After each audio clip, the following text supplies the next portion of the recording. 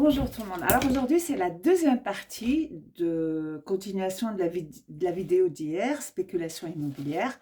En fait, hier, j'ai parlé globalement d'un problème et d'un fléau qui sévit sur Djerba, ces constructions anarchiques, défiant toute loi sur la conservation du patrimoine djerbien. Alors aujourd'hui, j'ai eu beaucoup de retours sur Messenger à propos de cette vidéo que beaucoup, je ne vais pas dire m'ont remercié d'avoir parlé de ce problème, mais partagent mes idées, partagent mon opinion. Et ce qui est étonnant, je ne veux pas créer de polémique là-dessus, mais ce qui est étonnant, c'est que 90% de ceux qui se sont manifestés sur Messenger pour justement me prouver leur... Voilà, ce sont des Européens. Sur 100 membres, j'ai eu pratiquement 90 Européens sur 2 Tunisiens. Donc ça pose problème quand même, hein, parce que je pensais que Djerba appartenait en premier lieu aux Djerbiens, donc j'étais pratiquement convaincue que ça provoquerait un débat, une discussion parmi les Tunisiens. Or, ce n'est pas le cas. Voilà, je tenais à le préciser que tous les témoignages sur Messenger sont pratiquement tous issus d'Européens. Et tous positifs, Dieu merci. Donc, je continue ce sujet. Et en fait, je voulais parler de 2 exemples flagrants qui démontrent bien à quel point Djerba est devenu vraiment une vache à traire. Et qu'il n'y a absolument aucun, mais quand je dis aucun respect des lois sur la conservation du littoral maritime et la protection du littoral maritime, je sais ce que je dis.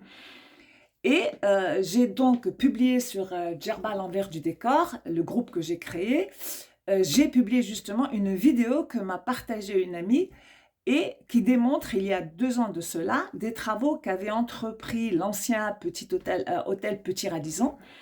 Et ce sont des travaux, je ne sais pas par qui ils ont été financés, n'empêche que ce sont des travaux de béton. Ils ont bétonné toute la plage de cet hôtel, qui aujourd'hui s'appelle Hôtel TUI Zanzibar Ulysse Palace. J'ai regardé cette vidéo avec intérêt et la chose qui m'a le plus, on va dire, choquée, c'est que cette dame qui n'est pas djerbienne, je tiens bien à le préciser, fait une vidéo sur ce scandale écologique et sur ce crime écologique. Et finalement, personne n'a bougé. Parce que je tiens à préciser que cette dame a partagé, a publié à des associations djerbiennes pour leur parler justement de ce qui se passait. Que ce soit, enfin je ne vais pas citer les associations, je suppose qu'elles vont se reconnaître par elles-mêmes, mais indépendamment de cette dame qui a tout fait pour prévenir les autorités locales de ce qui se passait, il y a quand même une omerta sur ce sujet qui est absolument aberrant, à croire que ce sont ces grosses industries du tourisme qui se permettent absolument tout finalement. Au nom de quoi? De la création de travail. On peut très bien créer du travail et des emplois tout en respectant l'environnement de cette région. Je ne vois pas pourquoi cette grande industrie peut tout se permettre. Et au su et à la vue de tout le monde, et personne n'a réagi. Ni les élus locaux, ni le gouvernorat de Médine, et encore moins les associations. Tels que, et je vais les citer, je ne cite pas les personnes physiques, je cite l'association ASIDJ, qui est en fait une association pour la sauvegarde de l'île de Djerba. Que fait-elle face à ces crimes écologiques? Ou alors Djerba Insolite, qui est censée, elle aussi, je vais dire, se battre contre ces crimes. Djerba Scoop, qui est un journaliste local, comment se fait-il qu'on n'a jamais vu de film ou de vidéo qui démontre ces crimes? C'est quand même étonnant. Donc, non seulement j'accuse, et je maintiens ce que je dis, que ces associations-là, finalement, elles sont inertes face à ces scandales, qu'elles ne bougent pas, et en plus, les Djerbiens eux-mêmes. Je me pose la question, où sont-ils? Vous savez qu'aujourd'hui, la plage, on ne peut plus passer par la plage. Le sable, il n'y a plus... Cet hôtel a complètement bétonné, et sur Djerba, l'envers du décor, il y a non seulement le film de cette dame que je tiens à remercier pour son témoignage et qui m'a envoyé cette vidéo qu'elle avait postée déjà en 2019 et que personne n'a réagi finalement. Et sur Google Earth, j'ai fait moi-même les photos et on voit très bien ce scandale. Si je dis c'est un scandale, c'est que pour moi c'est un scandale. il n'y a aucun respect, mais alors là, du littoral maritime. Et ces plages sont publiques, elles appartiennent à tout citoyen. De quel droit cet hôtel a privatisé cette plage et l'a bétonnée? Donc, si personne ne bouge, c'est que soit, je ne sais pas, il y a de la corruption, mais alors là, on n'en parle même pas, il y a quelque chose d'anormal qui se passe sur Djerba. Qu'on puisse se taire à ce point-là, je veux dire, cette agence TUI, jamais elle n'aurait eu l'autorisation de commettre un tel crime, que ce soit en Espagne, en Allemagne ou ailleurs. Alors pourquoi s'autorise-t-elle cela en Tunisie? Et si ce n'est pas elle, pourquoi les autorités locales ne bougent pas face à ce scandale?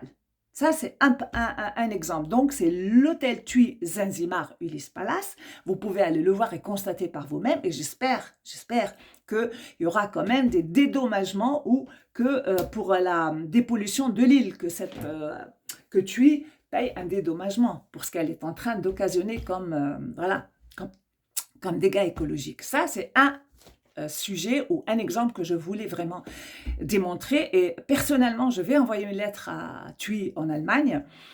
Je pense qu'elle va être signée par pas mal de mes amis allemands, j'espère en tout cas, et on va voir. Bon, et j'espère aussi que les associations que j'appelle à réagir, telles que Assidj ou Djerba Insolite, j'espère qu'elles aussi, au moins, prouveront leur bonne foi, parce que le fait de restaurer des anciens mosquées ibadites, oui, c'est noble, mais que faites-vous par rapport à ce qui se passe aujourd'hui devant vos yeux?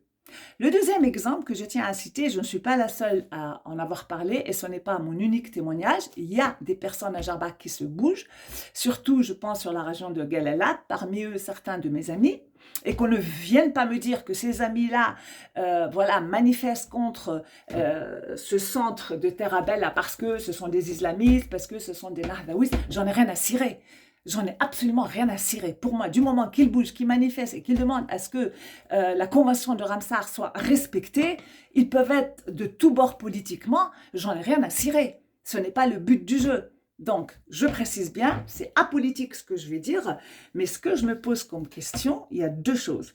D'abord, après m'être renseigné, il paraît que ce monsieur a quand même déboursé 33 milliards de dinars pour construire ce centre culturel. 33 milliards de dinars, vous imaginez la somme?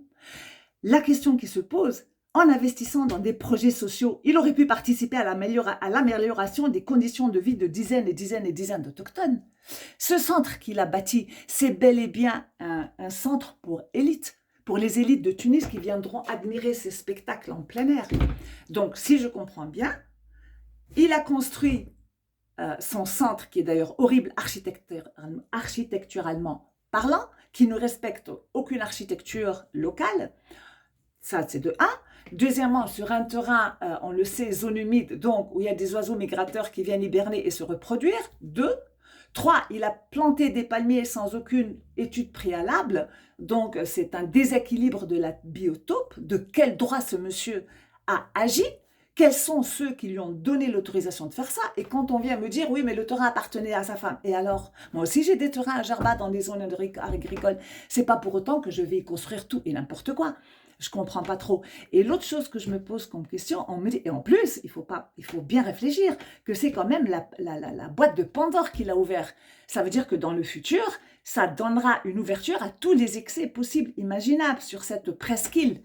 Demain, il y aura des bâtisses au nom de quoi? Ah oui, mais lui aussi, il a construit. Donc, tout le monde se permettra de faire pareil. D'accord? Sans penser à autre chose. C'est que, franchement, on m'a dit, ou alors il y a quelqu'un de très proche qui m'a dit, écoute, oui, il a construit ce théâtre pour que les artistes puissent s'inspirer. Donc, comme j'ai dit dans ma vidéo sur place, parce que j'ai été sur place, donc, si j'ai bien compris, il détruit la nature pour que les artistes puissent s'inspirer de la nature. C'est bien ça, finalement, la conclusion. Donc, je détruis la nature, je construis un truc béton, une horreur, pour que des artistes puissent venir passer un séjour et s'inspirer de la nature. Mais de quelle nature? La nature sauvage? Il n'y a plus de nature sauvage avec toutes les voitures qui passent, les camions pour travailler sur le chantier. Je me pose la question. Et deuxièmement, quand un m'a dit, oui, mais tu sais, il veut créer des emplois. De quel emploi parle-t-il? À 8 km de la route? Moi, je l'ai faite. C'est 8 km de la route sur la piste pour arriver là-bas. C'est à ces gens-là qui veulent permettre à créer des emplois. De quel emploi ils parlent? des emplois où sans contrat, où les gens travaillent sur les chantiers sans aucun contrat de travail, je suppose. Hein. C'est quand même, voilà, c'est ce qui se passe habituellement. Je m'étonne que Jaziri aurait quand même fourni des contrats de travail à ces maçons et tous ces gens-là. Bon, je ne veux attaquer personne en diffamation, mais ça m'étonnerait qu'il ait fait tout dans les règles de l'art. Et je ne m'attaque pas à la personne physique, mais je m'attaque au projet. Donc ça, pour moi, ce sont deux exemples flagrants de la lâcheté djerbienne. Et je pèse bien mes mots, c'est une lâcheté. Aucune part ailleurs cela n'aurait été permis. Que vous puissiez vous taire face à ces crimes écologiques, que ce soit cette plage bétonnée ou que ce soit ce théâtre ou ce centre culturel de Terra Bella, que vous puissiez vous taire alors qu'on détruit votre environnement, vos paysages. Je me pose vraiment la question. Et si moi, qui ne suis pas gerbienne, je suis choquée par cette omerta et que je me pose des questions s'il n'y a pas quelque part une corruption ou autre, sans vouloir divulguer des noms, sans vouloir pointer du doigt des personnes précises, je me pose la question, à quoi est dû ce silence? Il y a une chape de plomb sur ce qui est en train de se passer à Gerba. À qui profite le crime?